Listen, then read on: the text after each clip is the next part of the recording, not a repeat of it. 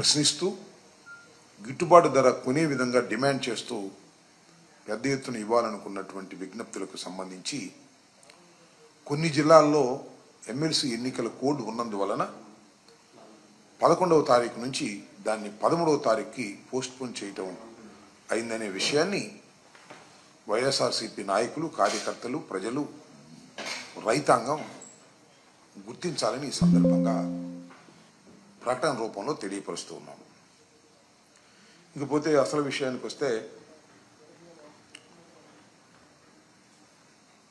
మన కాకినాడ సీపోర్ట్ వ్యవహారం ఏ విధంగా జరుగుతుందో అందరూ గమనిస్తూనే ఉన్నారు. చంద్రబాబు నాయుడు గారు అధికారంలోకి రావడం కోసం అనేకమైనటువంటి వాగ్దానాలు, సాధ్యాసాధ్యాలను చూడకుండా ఏ విధంగా అయినా సరే జగన్మోహన్ రెడ్డి గారిని ఓడించి అధికారంలోకి రావాలనేటువంటి ఏకైక దృక్పథంతో సాధ్యాసాధ్యాలను, కోశాగారం యొక్క దాని కెపాసిటీని చూసుకోకుండా విచ్చలవిడిగా వాగ్దానాలు ఇచ్చారు. ఆ వాగ్దానాల్లో ఏ ఒక్క వాగ్దానాన్ని నెరవేర్చక ప్రజల్ని మభ్యపెడుతూ ఉంటే ప్రజల్లో తీవ్రమైనటువంటి వ్యతిరేకత వస్తున్న సందర్భాన్ని పురస్కరించుకొని రకరకాల డైవర్షన్స్ చంద్రబాబు నాయుడు గారు, ఆయన కూటమి ప్రభుత్వం చేస్తున్నది. మొన్నటిదాకా తిరుపతి లడ్డూ గురించి చాలా పెద్ద కథనే నడిపారు. ఏమీ లేకపోయినా దాన్ని చాలా పెద్ద జాతీయ స్థాయిలో జగన్మోహన్ రెడ్డి గారు ఏదో కల్తీ నెయ్యితో లడ్డూ తయారు చేశారనేటువంటి ఒక విష ప్రచారాన్ని చేశారు. ప్రజలు ఎవరు నమ్మలేదు. మళ్ళా ఇవాళ ఒక కొత్త విష ప్రచారాన్ని బయటకు తీసుకొచ్చారు. అదేమిటంటే, కాకినాడ సీపోర్ట్లో అరవిందో ఇంటర్నేషనల్ కంపెనీ 41% వాటాలను కొనుక్కుంటే, పరస్పర అంగీకారంతో కొనుక్కుంటే, దీనికి అంతా కారణం జగన్మోహన్ రెడ్డి గారు, సుబ్బారెడ్డి గారు, సాయిరెడ్డి గారు, సుబ్బారెడ్డి గారి కుమారుడు, సాయిరెడ్డి గారి అల్లుడు, వీళ్ళందరూ కలిసి గొంతు మీద కత్తి పెట్టి ఈ అగ్రిమెంట్ చేయించారని ఆఫ్టర్ 4.5 years ఇవాళ బయటకు తీసుకొచ్చి రాద్ధాంతం చేసేటటువంటి ప్రయత్నం చేస్తున్నారు. సింపుల్. చంద్రబాబు నాయుడు గారి మూఢసాపరండి అనేక సందర్భాల్లో రాజశేఖర రెడ్డి గారు చెప్పారు, మొన్న జగన్మోహన్ రెడ్డి గారు చెప్పారు. చాలామందికి తెలుసు కూడా. తాను చెయ్యాలనుకున్న దాన్ని ముందు ఎవరి చేతో పత్రికల్లో కదిపించటం, పచ్చరాతలు రాయించటం, తర్వాత ఏదో జరిగిపోయింది రోజు ఒక కథనం. కాకినాడ సీపోర్టు గురించి కూడా మొన్నటిదాకా ఏమీ తెలియనట్టుగా ఉన్నటువంటి ఈనాడు పత్రిక కానీ, వారికి సంబంధించినటువంటి పత్రికలు కానీ పుంఖాలుగా కథలు రాస్తూ ఉన్నారు. ఇవాళ కూడా ఫ్రంట్ పేజీలో, ఈనాడు ఫ్రంట్ పేజీలో లెక్కలేసి కొట్టేశారు. మామూలు కాదు, లెక్కలేసి కొట్టేశారంట.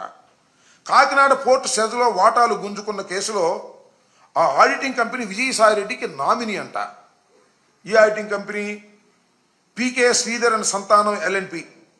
ఇది సాయిరెడ్డి గారికి బినామీగా ఉందంట, ఆయన నామినీగా ఉందంట. నాకు అర్థం కాల. ఏదైనా నామినీలు ఉంటే బ్యాంక్ అకౌంట్లకు నామినీలు ఉంటారు, ఆస్తులకు నామినీలు ఉంటారు, కానీ ఈ చార్టర్డ్ అకౌంటెంట్స్కి కూడా నామినీలు ఉంటారనేది కొత్తగా చెప్తున్నారు ఈనాడులో. విజయసాయిరెడ్డి గారు ఈజ్ ఎ సర్టిఫైడ్ ఆడిటర్. ఆయనకు విస్తృతంగా పరిచయాలు ఉంటే ఉండొచ్చు. అందువల్ల ఆయన నామినీ అంట, ఆయన చెబితే చేసిందంట. ఇట్లాంటి కట్టుకథలు ఆ రోజున ఏమయ్యారని అడుగుతా ఉన్నా. ఆ రోజు ఇది రాసినట్టుగా లేరు ఆ రోజు జరిగినప్పుడు. ఇవాళ మాత్రం మీరు ఇలాంటివి రాస్తారు. ఏమంటారు దీనిలో? వాళ్ళ చేత ఆడిటింగ్ చేయించి ప్రభుత్వానికి 965 కోట్ల రూపాయలు కట్టాల్సి వచ్చిందని చెప్పి మళ్ళీ ఈ వాటాలు అయిపోయిన తర్వాత దాన్ని తగ్గించేసి కేవలం 9 కోట్ల రూపాయలే చూపించారు. ఇదంతా కూడా పెద్ద నాటకం అని ఒక కథ అల్లేటటువంటి ప్రయత్నం చేస్తున్నారు. నేను మనవి చేస్తున్నా, ఇవాళ ఏ కంపెనీ అయినా, అది ప్రభుత్వ సంస్థ అయినా మరొకటైనా, ఆడిటింగ్ ప్రతి సంవత్సరం జరుగుతూ ఉంటుంది. అలాగే సీపోర్టు సంబంధించి కాకినాడ సీపోర్టు కూడా ప్రతి సంవత్సరం లాగానే ఆ సంవత్సరం జరిగి ఉండొచ్చు. జరిగితే ఇదిగో ఇవి ఉన్నాయని చెప్పేసి వాళ్ళు బయట పెట్టచ్చు. ఆ బయట పెట్టిన తర్వాత ఎక్స్ప్లెనేషన్ అడుగుతారు. ఎక్స్ప్లెనేషన్లో సాటిస్ఫై అయిన తర్వాత కొన్ని తొలగిస్తారు. ఇన్కమ్ ట్యాక్స్ వాళ్ళు మాకు నోటీస్ ఇస్తారు అనుకోండి, కాసేపు మీరు 50 లక్షలు కట్టాలని. ఎందుకు కట్టాలండి అని మన ఆడిటరు ఇదిగో దీనికింత అని వివరణ ఇచ్చిన తర్వాత 50 లక్షలు కాదులండి 3 లక్షలు 4 లక్షలు అయింది 10 లక్షలు అయింది కట్టండి అంటారు. ఇది సర్వసాధారణంగా జరుగుతున్నటువంటి అంశం. ఇది ఈనాడు కూడా తెలుసు. కానీ ఈనాడు విష ప్రచారం చంద్రబాబు నాయుడు గారు చెప్పడం కొంప కొల్లేరైపోయింది, మొత్తం కేవీ రావు గారి మీద గొంతు కత్తి పెట్టేసి మొత్తం లాగేసుకున్నారు, దోపిడీ చేసేశారు అని చెప్పి ప్రజలను నమ్మించాలని. అసలు లాజిక్గా నిలబడదా?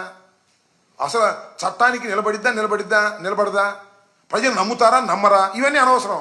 రాసేద్దాం, నమ్మేవాళ్ళు నమ్ముతారా నమ్మరు అనేటువంటి ఒక పద్ధతుల్లో ఈనాడు పత్రిక చేస్తున్నటువంటి వ్యవహారం. చాలా సందర్భాలు తెలుగుదేశం వాళ్ళు అంటారు సాక్షి పత్రికలు ఏమైనా రాస్తే సాక్షి అవినీతి పత్రిక, అవినీతి డబ్బుతో పెట్టారు, జగన్మోహన్ రెడ్డి గారు ఏం చెప్తే అది రాస్తుంది అని.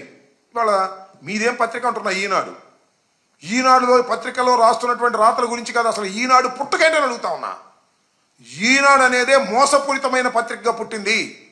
ఇవాళ నేను మనవి చేస్తున్నా, ఇవాళ రామోజీ ఫిలిం సిటీలో కానీ లేదా చిట్ ఫండ్స్ కానీ మార్గదర్శి చిట్ ఫండ్స్ కానీ మార్గదర్శి ఫైనాన్సర్స్ ఇవాళ నేను మనవి చేస్తున్నా. ఇవాళ హైదరాబాద్ హైకోర్టులో మార్గదర్శి ఫైనాన్స్ కథ నడుస్తూ ఉంది.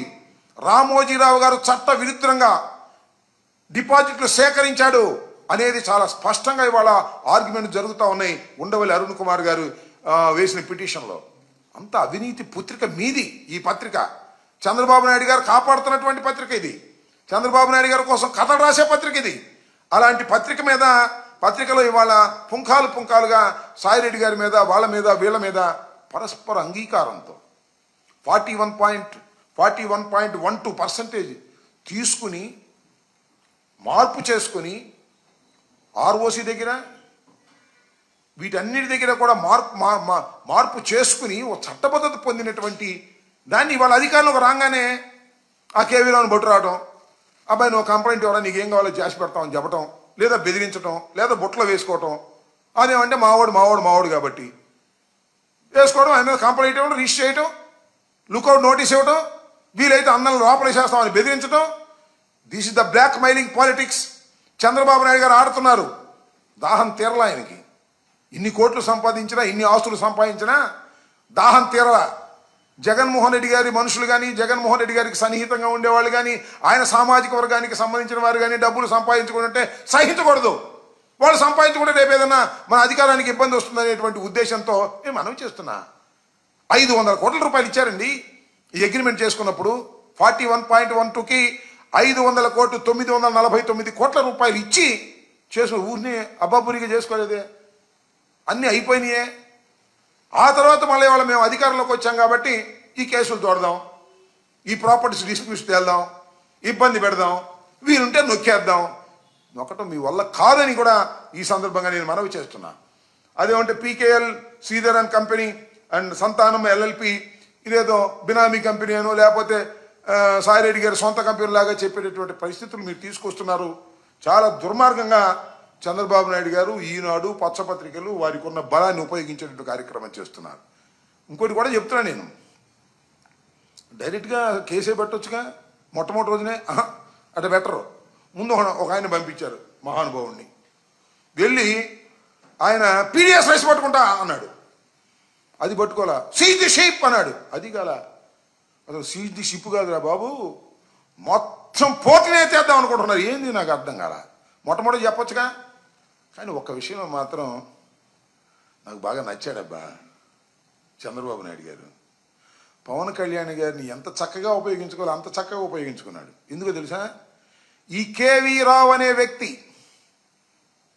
చంద్రబాబు నాయుడు గారి బినామీ అని, చంద్రబాబు నాయుడు గారే పోర్టు కట్టబెట్టాడని భీంకాలు పలికాడు.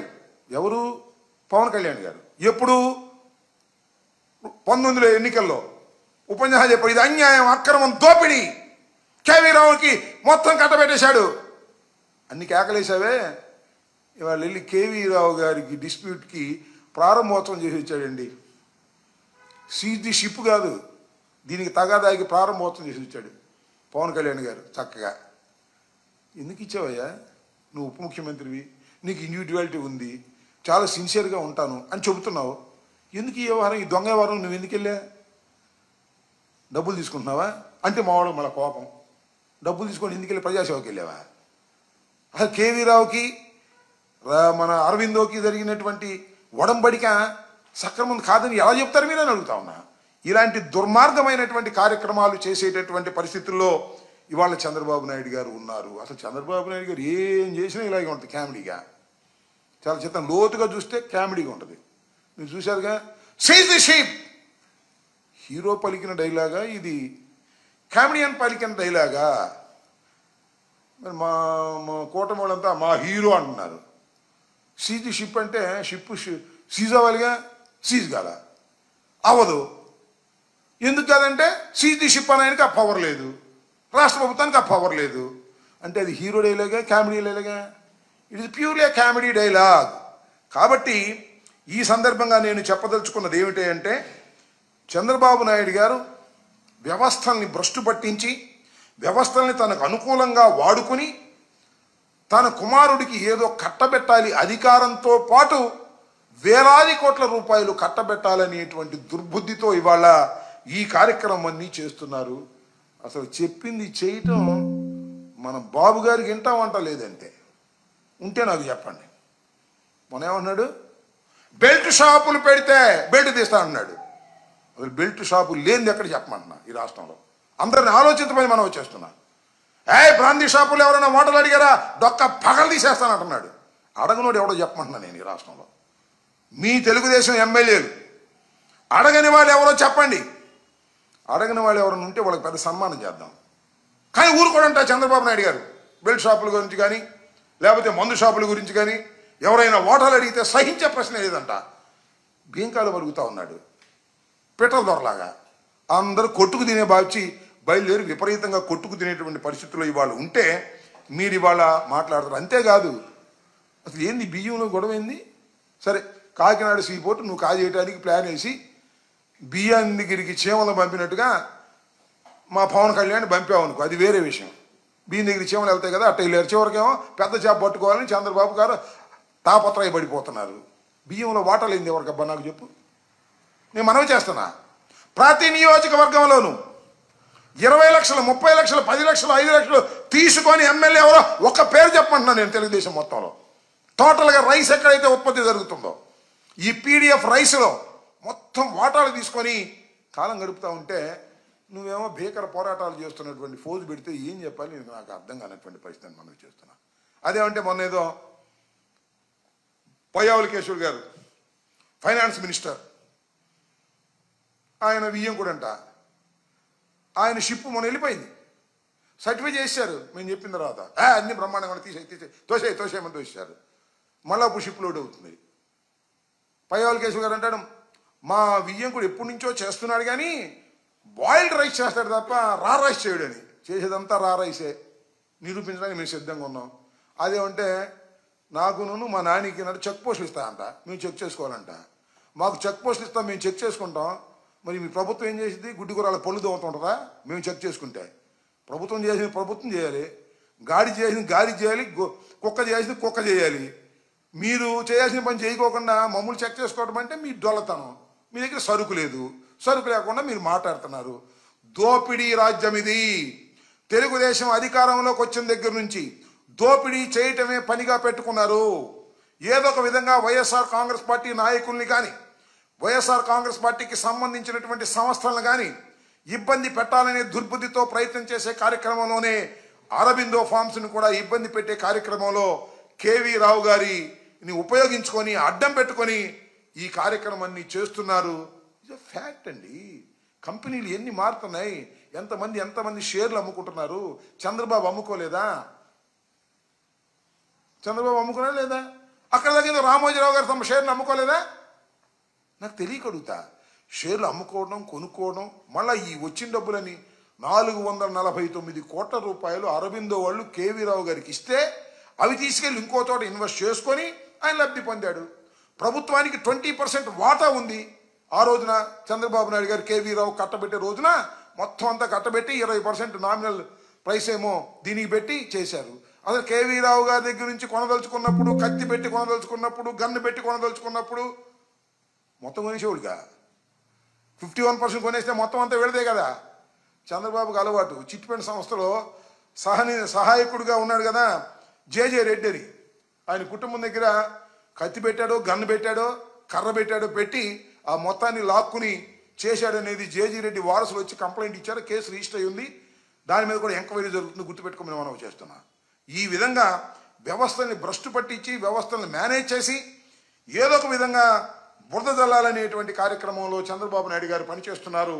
అరబిందో కంపెనీలో వారు కొన్నటువంటి షేర్లు చట్టబద్ధమైనవనేది అందరికీ తెలిసినటువంటి సత్యమైన ఏదో ఒక విధంగా పోలీసు యంత్రాంగాన్ని తనకు ఉపయోగించుకొని పిచ్చి కంప్లైంట్లన్నీ కూడా రిజిస్టర్ చేసి కేసులతో ఇబ్బంది పెట్టాలనేటువంటి పరిస్థితులు ఉన్నారు. పోలీసు వ్యవస్థ కూడా సక్రమంగా పనిచేసే విధంగా ఉండాలి తప్ప డీజీపీ గారికి నేను మళ్ళా చెప్తున్నా, ఆల్ ది ఐపీఎస్ ఆఫీసర్ మళ్ళా చెబుతున్నా, ఇచ్చిన ప్రతి కంప్లైంట్ రిజిస్టర్ చేస్తారు. మేము ఇచ్చామే కంప్లైంట్స్, నేను స్వయంగా వెళ్ళి ఇచ్చానే, సోషల్ మీడియాకు సంబంధించింది. ఒక్కటైనా మీరు రిజిస్టర్ చేశారా అని అడుగుతా ఉన్నా. చెయ్యరు, చూస్తాం. చేయకపోతే దానికి మార్గాలు ఉన్నాయి. కాబట్టి పోలీసు వ్యవస్థను అడ్డం పెట్టుకొని రాజ్యాధికారంతో మీరు ఏదో చేయాలని తాపత్రయపడుతున్న మీకు రాబోయే కాలంలో గట్టి గుణపాఠం చెప్పేటటువంటి పరిస్థితి కూడా వస్తుందనే విషయాన్ని దయచేసి మర్చిపోవద్దని కూడా ఈ సందర్భంగా నేను చెప్పదలుచుకున్నాను. ఓకే,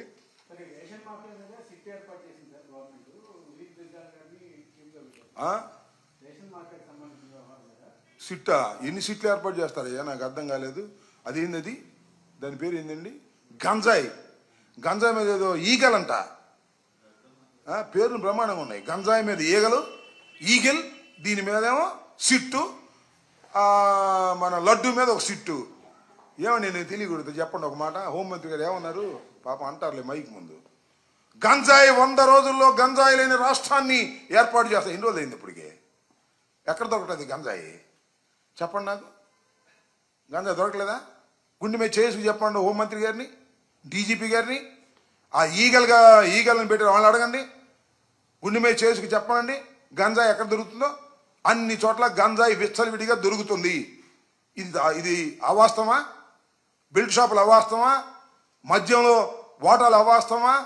ఊరినే సిట్లు, స్టాండులు, ఈగల్స్ ఇలాంటివన్నీ కూడా మోసపూరితంగా వేసి ఈనాడులో ఫ్రంట్ పేజీలు వేసుకొని పరిపాలన బాగా సాగుతుందో అని చెప్పుకోవడానికి పనికొచ్చేటటువంటి వ్యవహారమే తప్ప పరిపాలన గాలికి వదిలేశారు. వాళ్ళు ఇచ్చిన హామీలు గాలికి వదిలేశారు. అన్ని గాలికి వదిలేసి డబ్బులు లెక్కేసుకుంటున్నారు. మధ్యన ఎవరు అడిగారండి నన్ను, మాట మాటకి మైక్ ముందుకు వచ్చే లోకేష్ రావటం లేదేంటి అని అడిగారు. ఆ పక్క ఆయన ఇంకో ఆయన అంటాడు, లోకేష్ గారు ఇప్పుడు రాడండి, క్యాష్ లెక్కేసుకునే పనిలో ఉన్నారు, రహస్యంగా ట్రాన్స్ఫర్లు, మామూళ్ళు, ఇలాంటి బినామీలు, వ్యాపారాలు, ఈ డబ్బులన్నీ లెక్కేసుకునే బిజీలో ఉన్నారు, ఆయన బయటికి రారు అని. బయటకు వచ్చేది ఎవరంటే ఈయన ఎవరు, పవన్ కళ్యాణ్ గారు. ఆయన వస్తాడు, బ్యాడ్ ఉంటే ఆయన మీద పోద్ది. ఇలాంటి చాలా అద్భుతమైన చక్కని కన్వీనియంట్ అయినటువంటి ఒక మహత్తరమైన నాటకాన్ని చంద్రబాబు నాయుడు గారు ఆడుతున్నారు. సాగినంత కాలం మీ నాటకం బాగానే ఉంటుంది. ఆయన సాగకపోతే తెలుస్తుంది. ఈనాడు పత్రిక, మీ ఎల్లో పత్రికలు, మీ మీడియాలు మిమ్మల్ని ఏదో అద్భుతంగా మోస్తుంటే అది నిజమని అనుకోకండి. చివరికి మద్దతు ధర దొరక్క రైతాంగం అల్లాడిపోతున్నారు. వరి పండించుకున్న వారు దాని గురించి మాట్లాడే ప్రశ్న లేదు. ఏదో పేపర్లో మాత్రం హ్యామ్ డూమ్ అధికారులు ఆదేశిస్తున్నాం అంటారు, ఒట్టిదే, ఏమీ లేదు. అలాగే అమ్మఒడి లేదు, అది అమ్మఒడి కదా, అది వందనం అన్నారు కదా, తల్లికి వందనం లేదు. ఏ వాగ్దానాన్ని నెరవేర్చుకోలేనటువంటి దీనస్థితిలో ఉన్నటువంటి చంద్రబాబు నాయుడు గారు కాసేపు లడ్డు వివాదం, కాసేపు పోర్టు వివాదం, కాసేపు వాడిని లోపలేయటం, కాసేపు వీడిని లోపలేయటం, జగన్మోహన్ రెడ్డి గారి మీద కేసులు పెట్టడం, పోలీసుల యంత్రాంగాన్ని ఉపయోగించుకోవటం, పోలీసు యంత్రాంగాన్ని ఉపయోగించుకుని కేసులు పెట్టడం తప్ప మీరు ఇంతవరకు సాధించింది ఏమీ లేదు. భవిష్యత్తులో సాధించేది కూడా ఏమీ లేదు. పోలీసు యంత్రాంగాన్ని అడ్డం పెట్టుకొని కలకాలం రాజ్యాన్ని ఏలలేరు. గుర్తుపెట్టుకోండి, ఇది వాస్తవం. చరిత్ర ఒకసారి చంద్రబాబు నాయుడు గారు చూసుకుంటే మంచిదని ఈ సందర్భంగా నేను చెప్పదలుచుకున్నాను.